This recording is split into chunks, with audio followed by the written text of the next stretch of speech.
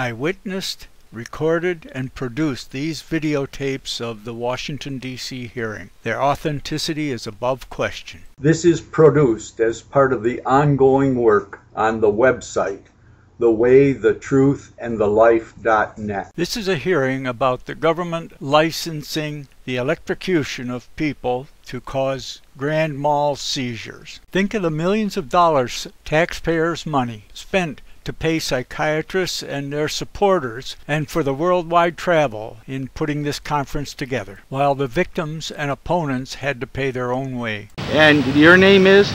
My name is Don Weitz, from Toronto. From Toronto, Ontario. Yeah, Toronto, Ontario, right. And what brings you to Washington, Don? Well, like George, I'm here because I'm a shock survivor, but not of electric shock, something that's pretty much just about as terrible, called insulin shock. I had insulin subcoma shock, except I went into a coma once. That was many years ago, so they don't usually give insulin shock now, but they did for 30 years. Do you by any chance know what the rationale was for subjecting you to that treatment? Their rationale I never did find out, because like George, they never, you know, they bullshit in the name of science, you know. They never gave me a straight answer about what insulin shock does, what it's supposed to do, what its risks are, what the alternatives were. In other words, no consent to still going on for survivors or victims of shock. No one is told the truth about the risks. And they didn't tell me I might go into a coma where I thought I was dying, which actually happened, which was intentional, I may add, just as it's intentional to damage people's brains to electricity. Well, haven't they agreed now that that is not even effective and oftentimes harmful, and therefore no longer subject people to it? Oh, you mean the insulin shot? Yes. The reason why they stopped that was because they started to get embarrassed, the shock doctors, by too many deaths. It wasn't. And also they found that electric shock was faster, so that's why they stopped. Well, let me ask you, if you would have argued to one of the psychiatrists subscribing the coma therapy and said that you didn't want it and didn't need it, what would that doctor have said to you? Have you ever done that, and do you know what they responded? Have I ever refused? Said that you didn't think it was good for you. Well, if I had refused, which I didn't try to do at that time, I was in McLean Hospital outside of Boston. If I had actually refused, then they would have given it to me anyway, and I wouldn't have been allowed to go to court. This was in the 50s. To protest. I'm not sure whether one time I did refuse. I can't even remember. But I felt it'd be useless anyway. Have you ever heard doctors describe? I'm seeding the question here. Have you ever heard doctors describe patients, as they call them, who resist their therapy as just symptomatic of their mental incompetence? Exactly. Anybody who gives them a hard time, or who refuses their great treatment, their brain-damaging treatment, is called uncooperative, a difficult patient, unmanageable is another, and they're the ones who really get the worst treatment. Once you're labeled, known as a difficult patient in the health professionals' terms, or uncooperative, or in the United States they call it, in fact in Canada probably, treatment resistant, they really give you the business. You'll get more of the same drugs or shock, or being kept in longer, may end up in solitary. Now, I know a friend of mine who's the co-chairperson of the Ontario Coalition to Stop Shock. He went to Centenary Hospital, a general hospital. Now wait, let me ask you a question and give some background before that. What have you been doing for the last few years in your life? When I've been able to get a job, I usually get one is doing the research on the psychiatric system and to write. That's what I've been getting paid the last 2 months as an editor. Have you held any? As an editor of Phoenix Rising, our magazine. Who's our? The magazine Phoenix is published by On Our Own, the first self-help group of ex-psychiatric inmates in Ontario. Now, have you had any association with that group? Oh yeah, well, I helped to start it with 2 others, at least, and I've been active in it ever since.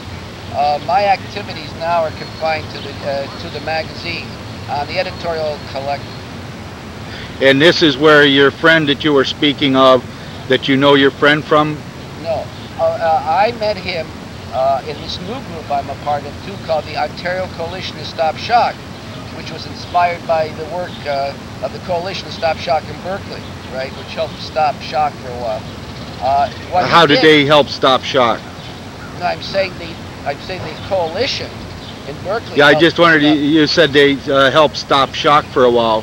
Well, what do you mean? They did, because as many of us know, they got the city, they got a referendum on the ballot in the city of Berkeley election in 1963, I believe. Is that correct? Sorry, 63? in 1983. 1983. And the citizens of Berkeley were allowed to vote on whether they wanted shock or didn't want shock in the city of Berkeley. This was called Measure T. It was a referendum. And 61%, as Leonard Frank has told us, 61% of the voters voted to stop shock. Well, what happened to that referendum? Okay, go ahead. And then what happened is that the shrinks in California got upset, and they felt that was very unjust, and this treatment shouldn't be denied people, and they got the judge to order an injunction against the city of Berkeley, which issued the ban against shock. So it's still in the courts. But so the courts have intervened to say that a referendum cannot halt the use of shock treatment. Yeah, so that means that the ban is null and void, that the ban doesn't exist anymore until the judge rules finally. Now the city of Berkeley, with the Coalition to Stop Shock and other groups, is protesting the psychiatrists' action, which resulted in the court injunction against the ban. And you also have a group in Toronto. That's right. That is dedicated to this same purpose. That's is that right. correct? Yeah. If someone in Canada wanted to make a tax-deductible contribution, It's tax deductible. the organization that you're associated with is a not-for-profit organization. Exactly. It's officially registered like George's Group, like the Mental Patients Alliance, is a non-profit charitable organization. And anybody that gives us a donation, and we can always use them, Well, get a tax receipt that they can use to deduct from their income tax. You mentioned being editor in a magazine, Phoenix Rising.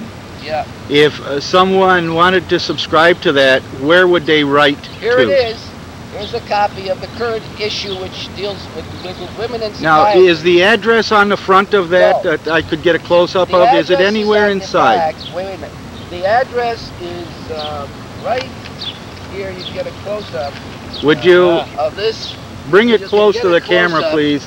You can And get a I'll- close-up. Maybe just. Oh, there. Hold it right there. You can get a close-up. Yeah. Well, And people watch, move your finger over a little bit. You can't quite see the one that. Okay, let me hold it there. That's mailing address, P.O. Box 7251, Station A, Toronto, Ontario, Canada, M5W 1X9. You got it. Very good.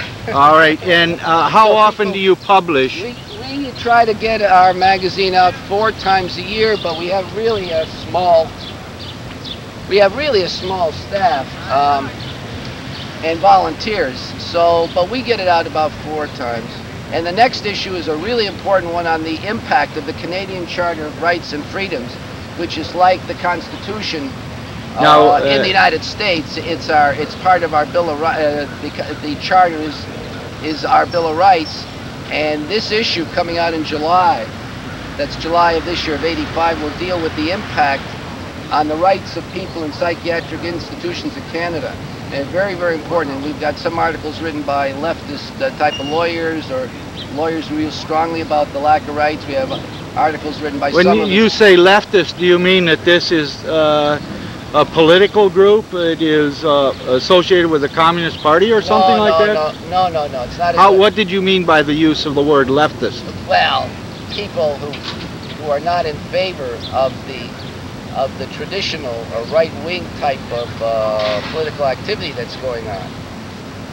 Actually, very, very few of the lawyers who are writing for the charter issue of Phoenix are that way, but so maybe I shouldn't have used that word to describe them. Did you mean human rights advocates? Well, what I meant, yeah, is they're more sensitive to the lack of human and legal rights for inmates. Well, that word is sometimes used in a political sense, and I didn't want to have that confused. Although I am very political, I don't mind my saying that.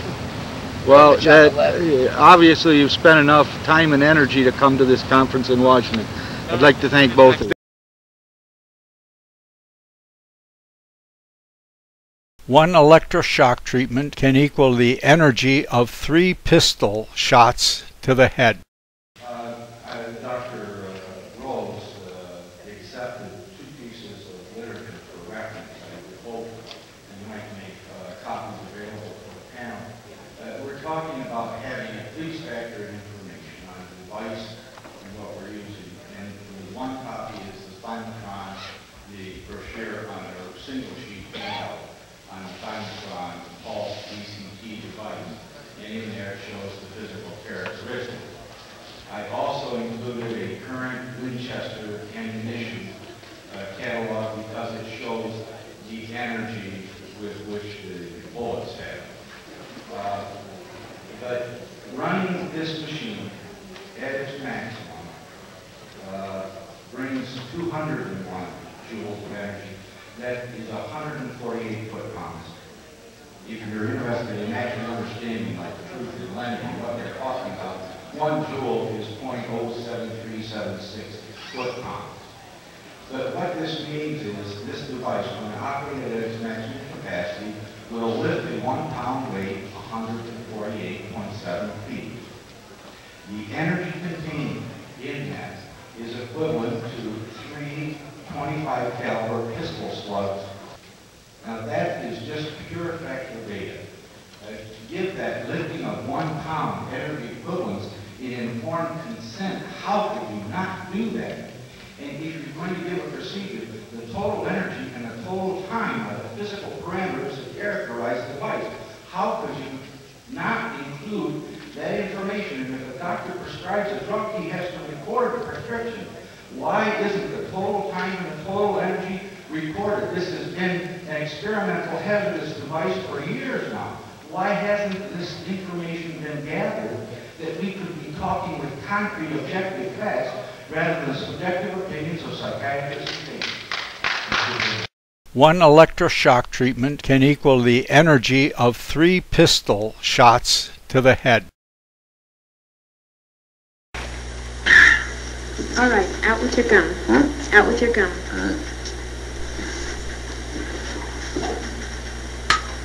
Okay, this won't hurt. It'll be over in just a moment. What's that? Conductant. Oh, dab will do you. Right, Mr. Jackson. Open your mouth. What's that? This will keep you from biting your tongue. Well. Now just bite down on it. Oh. That's right. Just bite down. Now bite down on it. Good. Are you ready? Here we go.